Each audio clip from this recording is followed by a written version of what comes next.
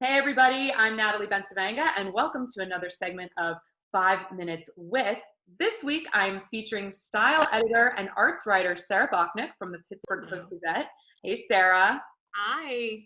So full disclosure, not only did we work together at the PG, but you are one of my dearest, closest friends. I just want to put that out there. It's so people true. understand. But I also want people to know that there's a reason that I brought you here, and it's not just to gossip and hang out, although I love doing that. I wanted to talk to you about the style community and the response to COVID-19, because you've been writing up a storm about it. Absolutely. Well, thank you for having me. I'm really excited to share some of the things that the arts community and the fashion community have been doing in response to COVID-19.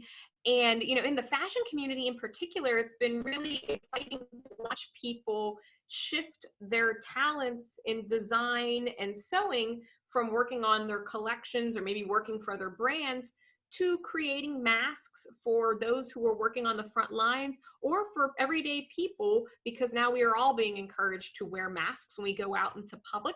And, some of the people who I've covered doing this so far, and this is just a sampling of the many, are Kiya Tomlin. There's 412 PPE, which is an initiative involving Pittsburgh-based designer Deanna Massetic, David Allen Clothing, Makers PGH, and there are many, many more.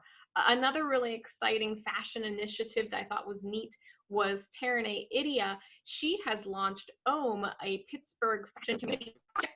And what she asked herself is, how can we all work together to create a gown while we are apart?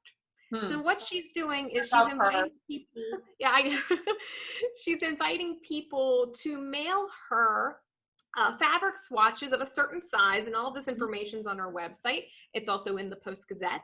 And what you can do is you can do something simple, you can do something elaborate, and she's going to put them all together into a unisex dress gown, which is inspired by the intersection of Pittsburgh's three rivers. And her hope is that one day when it's safe for us all to gather in public again, she'd like to display it somewhere or maybe even multiple places, and everyone can kind of come together and see what they made while they were all apart.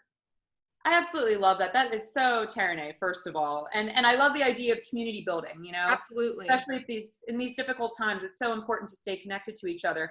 And as a journalist, I mean, firsthand the importance of connection, making those meetings happen, getting to know new people in the community.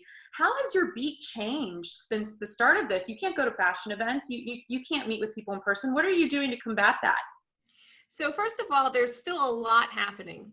Just because things are canceled or postponed doesn't mean that there's not news to cover. There is a lot of things to cover these days. And I've been so inspired by the adaptability of everybody, because that just opens up so many doors for new questions to ask as a journalist and more stories to tell. When COVID-19, when the restrictions and closures first started to happen, the news cycle was moving so quickly, it was sometimes hard to catch up with something.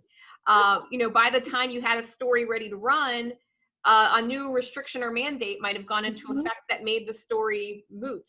Literally within a minute of you writing it. I mean, it was that quick. It was crazy. Yeah. But now we're starting to find our groove, and, in lieu of being able to meet in person, I've been using social media a lot to keep an eye on what people are up to or what they're experiencing.